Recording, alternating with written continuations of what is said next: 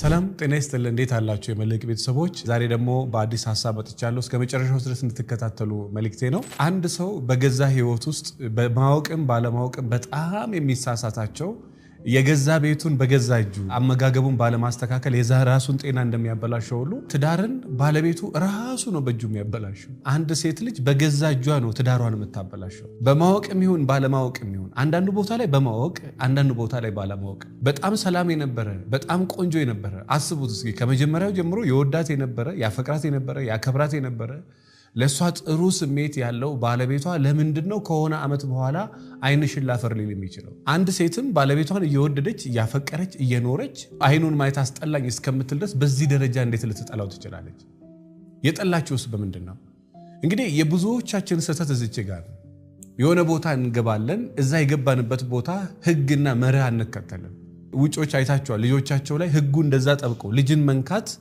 ወንጀል በሆነበት ሀገር ላይ ልጆቻቸው ምን ያህል ሲሪየስ እንደሆኑ እኛ ልጆቻችንም ላይ ራሳችንም ላይ ሚስቶቻችንም ላይ ቤታችን ላይ ሰራተኛ ላይ እንኳን ምን ያህል እንደምንዘናጋ አንድ ሚስት የምትለውን ባል ያፈርሳል ባል የሚለውን ደግሞ ሚስት ታፈርሳለች እሱ የሚለውን እሷ ትሽራለች እሷ የምትለውን እሱ ይሽራል ዛሬ የእሷ እናት ከመጣች ተነጎዳ ደግሞ የእሱ እናት ትመጣለች ቤቱ ህግ የለው መርህ የለው መተዳደሪያ ደንብ የሚባል ነገር የለው በገዛ እጁ ቤቱን አፈረሰ የሚባለው እንደዚህ ያደረገ ሲሄድ ነው ወንድ ልጅ ለምሳሌ እህቱና ወንድሙ እናትየው ጓደኛው ቤተሰቦቹ መጠጡ ገንዘብ መደበቁ ለትዳሩ ፈተና የሆነ ከሄደ ይሄ ወንድ ልጅ የመጀመሪያ የመጨረሻው ይሄ ለትዳሩ ፈተና የሆነው ይሄን ነገር ከቤቱ ማስወገድ መቻል አለበት ይሄን ነገር ከቤቱ ከትዳሩ ካላስወገደ በዚቹ በትንሽ በመትመስል ምክንያቱ ቤቱንና ትዳሩን ያጣ ይሄዳል በነገራችን ላይ ባንተ በኩል ምትወደውን ሰው አጥጣ ባንተ በኩል ችግር አይፈጠር ባንተ በኩል ችግር ተፈጥሮ በገዛ ጥፋት ቤትህን እንደማጣት የሚያሳዝን የሚያሳፍር ነገር የለም በጣም ያማል በሰውየው ችግር ከሆነ በራሱ ጉዳይ ነው ችግር የለም በሷ ጉዳይ ከሆነ ችግር የለም በሁለቱም ቢፈርስ እኮ ችግር አለው ነገር ግን ባንተ ጥፋት ሚስትህን እንደማጣት የሚያም ነገር የለም ባንቺ ጥፋት ባለቤትሽን እንደማጣት የሚያም ምንም ነገር የለም ባል መርሳት የሌለበት መንካት የሌለበት ይሄ ቀይ መስመር አለ ማለፍ የሌለበት መንገድ አለ ከዛ ካለፈ ራሱን አበላሽቶ ሚስቱንም ያበላሻል አንዳንድ ጊዜ እንደውም አይታችሁ ከሆነ ከታች ጀምሮ የሷ ንቀት ሲመጣ ስነ ስርዓት ያዢ እንደማለት በቃ ልጆቼ ይደጉ ሁለተኛ ለርገም ነገ ይስተካከላል ኦፍ ኮርስ ትግስት በጣም ትልቅ ዋጋ አለው ዛሬ ነገ ነገር ግን በመሻሻል ፈንታ ክፋቱ ያደገ ይመጣል ትላንትና አስቤዛ ብር አትሰጠኝም ከሆነ ጥያቄው ዛሬ አስቤዛ ብር መስጠት ጀምሯል መኪና ግዛልኝ መጣ መኪና ተገዛ ችግሩ አይቆምም ወጣ ማለት ፈልጋለሁ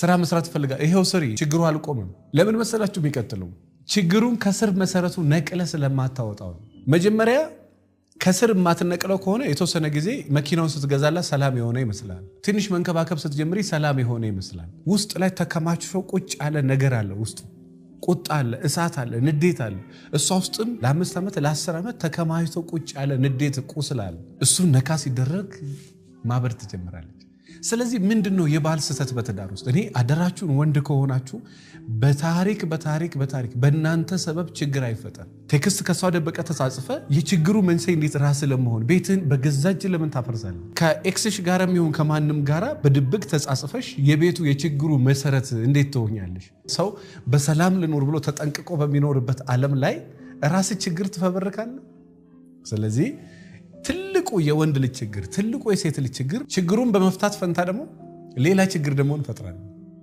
ብያቸዋለሁ ከ20 አመት በፊት ባለማወቅ እንሳሳታለን ከ20 አመት በኋላ በማወቅ እየተሳሳትን እንሄዳለን በተለይ ከ20 አመት በፊት ያው ልጅነት ነው ከ40 አመት በኋላ ደግሞ አውቀ ነው የምታጠፈው ትላንትና ባለማወቅ ነው ዛሬ አውቀ ነው ኦሬዲ አንድ ነገር አንዴ ካወቅከው በኋላ ከዛ በኋላ አውቀ ነው የምታጠፈው ሚስት ድብብቆሽ ማትወድ ከሆነ ባለቤትሽ ንቀት የማይወድ ከሆነ እሱ የማይወደው ንቀት ማድረግ ማለት በገዛጅ ቤቱን ማደፍረስ ማጥፋት ነው በትዳር ረጅም ዓመት ለመቆየት ሚስጥሩ ምንድነው ባለቤቴን ወደዋለሁ ግን የሞቀ ቤቴ ሊበተን ነው ዋጋ የከፈልኩበትን ትዳሬን እንዳላጣው ምን ላድርግ ለማንም ማልናገረው ረጅም ጊዜ ውስጥ የቆየ የታፈነ ነገር አለ የቴጄ ሊሰንፍ ስለምትሉ እኛ ጋር አንድ መፍትሄ አለ መልሕቅ በመልሕቅም በፍቅርና በትዳር ህይወቱ ላይ የመማከር አገልግሎት ማግኘት ትችላላችሁ በ0977 4050 ላይ ደውሉልን የችግሩ አካል መሆን ለምሳሌ ከባለቤትሽ ጋር ሴክስ ማድረግ ካለብሽ ሴክስ ማድረግ አለብሽ ነው። ይሄ ወደዚህም ወደዛም ምሽሞነሞን አለ። መጽሐፉም ቁርአኑም የሚያዘው ነው።